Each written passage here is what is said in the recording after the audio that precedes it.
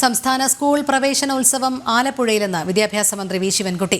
PTA അനധികൃത പിരിവ് നടത്തുന്ന സ്കൂളിനെതിരെ കർശന നടപടി സ്വീകരിക്കുമെന്നും മന്ത്രി ആലപ്പുഴയിൽ പറഞ്ഞു.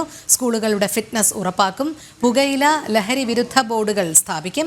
സ്കൂൾ പ്രവൃത്തി സമയത്തിൽ മാറ്റം വരുത്തുന്നതിൽ തീരുമാനം പിന്നീടെന്നും മന്ത്രി കൂട്ടിച്ചേർത്തു. കുട്ടികളുടെ സുരക്ഷയെ മുൻനിർത്തി സ്കൂൾ കെട്ടിടത്തിൻ്റെ ഫിറ്റ്നസ് വളരെ പ്രധാനപ്പെട്ട കാര്യമാണ്. ബന്ധപ്പെട്ട തദ്ദേശ സ്വയംഭരണ സ്ഥാപനത്തിൽ നിന്ന് സർട്ടിഫിക്കറ്റ് ഉണ്ടെങ്കിൽ മാത്രമേ സ്കൂൾ നടത്തുവാൻ കഴിയുകയുള്ളൂ. സ്കൂൾ തുറക്കുന്നതിന് മുൻപ് തന്നെ സ്കൂൾ കെട്ടിടങ്ങളുടെ ഫിറ്റ്നസ് സർട്ടിഫിക്കറ്റ് ബന്ധപ്പെട്ട തദ്ദേശ സ്വയംഭരണ സ്ഥാപനങ്ങളിൽ നിന്ന് വാങ്ങി സൂക്ഷിക്കേണ്ടതാണ്. കലവൂർ ഗവൺമെൻറ് ഹയർ സെക്കൻഡറി സ്കൂളിലാണ് പ്രവേശനോത്സവത്തിൻ്റെ സംസ്ഥാനതല ഉദ്ഘാടനം നടക്കുന്നത്. ജൂൺ മാസം 2-ാം തീയതിയാണ്. ബഹുമാനപ്പെട്ട മുഖ്യമന്ത്രി ശ്രീ പിണറായി വിജയനാണ് സംസ്ഥാനതല ഉദ്ഘാടനം നിർവഹിക്കുന്നത്.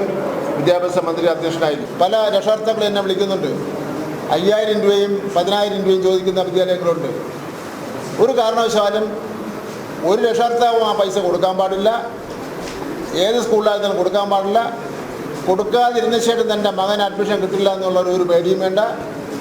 ആ കുട്ടിക്ക് അഡ്മിഷൻ കൊടുക്കുകയും ചെയ്യും, ആ കാശ് കൊടുക്കുന്നത് ഒഴിവാക്കുകയും ചെയ്യും. ആ വിദ്യാലയത്തിൻ്റെ പേരിൽ കർശന നടപടി സ്വീകരിക്കുകയും ചെയ്യും.